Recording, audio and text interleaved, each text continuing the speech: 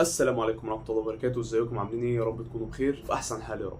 الفيديو ده مهم جدا جدا للقنوات اللي لسه بادئة وناشئة جديد. الفيديو ده مهم جدا جدا ليكم. انا جاي انقل لكم النهارده خبرتي على مدار 6 سنين بالظبط في اليوتيوب، وايه اللي خلى قناتي بقالها، يعني انا بقالي 6 سنين على اليوتيوب. 5 سنين منهم قناتي كانت صغيرة في اليوتيوب. في سنة الحمد لله رب العالمين القناة بتاعتي زادت الضعف، بس ده طبعا بعد جهد وخبرة، يعني زي ما بقول لكم على مدار 5 سنين. فأنا جاي أقصر عليكم المسافات وجاي أقصر عليكم المدة. مش لازم تقعد 5 سنين 6 سنين، لأن أنا ما كنتش بشوف الفيديوهات، بشوف ده بيعمل إيه وده بيعمل إيه. أنا كنت بحب أنا اللي أتعلم بنفسي، كنت بستنى كل غلطة أعملها بشوف الحل بتاعها. فأنا جاي أقصر عليكم المسافة وأقول لكم إزاي تبقوا قنوات عالية جدا للناس اللي لسه فاتحة قنوات جديد ومستعجلة. الفيديو النهاردة هيبقى متقسم على كذا نقطة، على كذا بوينت عندنا، بس لازم تركز معايا في الفيديو جدا جدا، لاني هقول تفاصيل في النص بجد، تفاصيل انت لو فهمت الفيديو ده هيبقى في حدود 6-7 دقايق. لو انت فعلا فهمتهم وعرفت ازاي تتعامل معاهم، انت بجد هتأثر عليك المسافة جدا.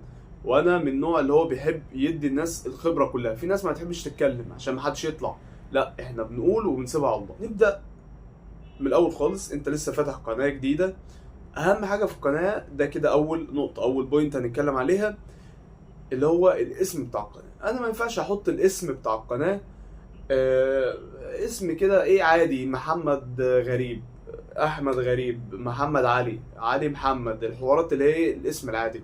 اسم كده مش هيعلق مع الناس، لازم تبقى حاطط اسم مميز، اسم الناس تشوفه تتذكره لو سمعته تاني. مش حط اول اسم ثنائي.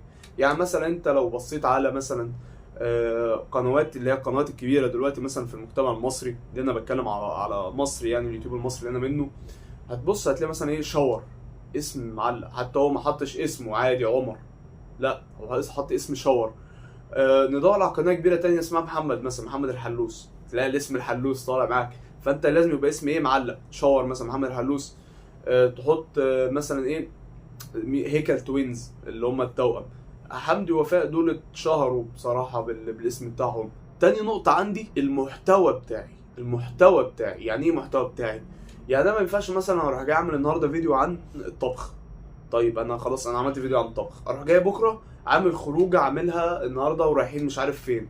اليوم التالت مثلا نازلين النهارده اجواء صلاه العيد. بعد كده يوم رابع النهارده هنعمل اكله وصفه سحريه والحوارات. لا انت كده بتشتت نفسك. بتحط انت ممكن تشوف فيديو تلاقي مثلا فيديو طبخ طالع، تقول طب انا اعمل فيديو طبخ.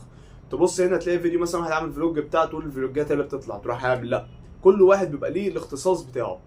انت تشوف انت بتحب ايه وتعمل اللي انت عايزه. فانت ما تشتتش نفسك، لازم يبقى محتوى واحد تفضل مستمر عليه وتركز عليه وتقعد تفضل تعمل فيديوهات فيه، ويبقى المحتوى ده انت حابه. لان المحتوى ده انت لو مش حابه مش هتكمل فيه. لكن انت تشوف المحتوى اللي انت بتحبه، المحتوى اللي انت لاقي نفسك فيه، اللي انت قادر يعني تصنع منه حاجه كويسه وتكمل في المحتوى بتاعك. تالت نقطه هنتكلم عليها النهارده هو مده الفيديو. مده الفيديو، ما اعملش فيديو مثلا مدته 30 40 دقيقه. انت مين هيقعد 30 40 دقيقه؟ انت مش عاملين فيلم. لا، مده الفيديو لازم تبقى طبيعيه، في رينج من دقيقتين 3 دقايق لغايه مثلا 15 دقيقه.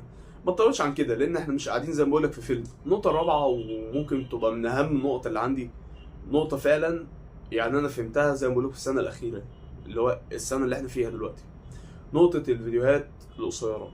الفيديوهات القصيره هي اللي بتجيب مشاهدات، هي اللي بتجيب مشاهدات، والمشاهدات بيترتب عليها ان هي تجيب مشتركين. فانا بقول لك يعني انت تعمل فيديوهات قصيره، ما تعملش فيديوهات كبيره. تعمل فيديوهات كبيره مثلا فيديو كل اسبوع، ممكن فيديوهين في الاسبوع عادي. انما الفيديوهات القصيره فعلا هي اللي بتجيب لك المشاهدين. انما انت لو اعتمدت اعتماد كلي على الفيديوهات الطويله، انا بقول لك اهو من خبره 6 سنين في اليوتيوب، انت مش هتحقق اي حاجه في مجال اليوتيوب كله. خامس نقطه هنتكلم عليها بقى في الفيديو الطويل. الفيديو الطويل اهم حاجه فيه، انت تخيل انا ممكن اقول لك المحتوى بتاعه اهم حاجه فيه، لا المحتوى بتاعه مش اهم حاجه فيه. ممكن تقول لي مثلا ممكن يبقى العنوان مثلا. طبعا العنوان مهم جدا، بس الاهم من العنوان والله هي الصوره المصغره، الصوره اللي انت بتحطها. الصوره اللي انت بتحطها، انت ممكن تقعد مثلا ساعتين 3 ساعات في المحتوى بتاع ان انا اعمل مونتاج للفيديو بتاعي من جوه، واروح جاي حاطط ايه مثلا العنوان، رحنا فلوج النهارده عملنا كذا كذا. الناس ما خلاص ما تشدتش اصلا. انما انت لما تحط محتوى تعمل مونتاج تمام كويس، ما تطولش قوي في المونتاج. اهم حاجه العنوان بالتفصيل، اهم حاجه الصوره المصوره، دي اللي بتشد الناس للفيديو بتاعك. النقطه السادسه بقى وهي مهمه جدا جدا، وهي اللي بتحدد مين فعلا اللي يقدر يكمل في المجال ده. النقطه السادسه هي الاستمراريه. اي عمل في الدنيا لازم له استمراريه، ما ينفعش انا اعمل اسبوع شهر واقول لا خلاص الحاجات اللي ما بتجيبش مشاهدات، بيجيب لي 5 مشاهدات 6 مشاهدات، يبقى انت عامل اخطاء انا اللي انا قلت لك عليها دي، اللي هو اول 5 نقط، وفي نفس الوقت مش مستمر كمان. فانت تعمل لي فيديو وتقعد شهر، وتعمل لي فيديوهين تقعد لي شهر، الكلام ده انا كنت بعمل الكلام ده برضو، وبعمل فيديو في الشهر مثلا. لا الكلام ده طبعا غلط. اهم حاجه تميز العمل الناجح هي الاستمراريه. الاستمراريه هي اللي تميز العمل فعلا اللي ينجح. فالنقطه السادسه دي من اهم النقط، ممكن تحطها هي والنقطه الخامسه في الرينج لبعض، في المرتبه الاولى في التوب 1 بصراحه. سابعا بقى انا عايز اقول لكم حاجه، اخر حاجه هنتكلم عليها بس عشان الفيديو ما يطولش عليكم. اللي عايز اعمل له دعايه يحط لي الرابط بتاع القناه بتاعته تحت، وانا هعمل له والله على قد ما اقدر دعايه، وهطلع فعلا القناه بتاعته معايا في الفيديوهات اللي جايه. واللي عايز يستفسر مني على اي حاجه هتلاقوا رقم تليفوني تحت، يكلمني على الواتساب او الانستا، هحط لكم برده اللينكات بتاعتي كلها تحت. اشوفكم في فيديوهات تانية كتير، ويا رب يكون الفيديو ده فعلا فاتكم، وشكرا والسلام عليكم ورحمه الله وبركاته.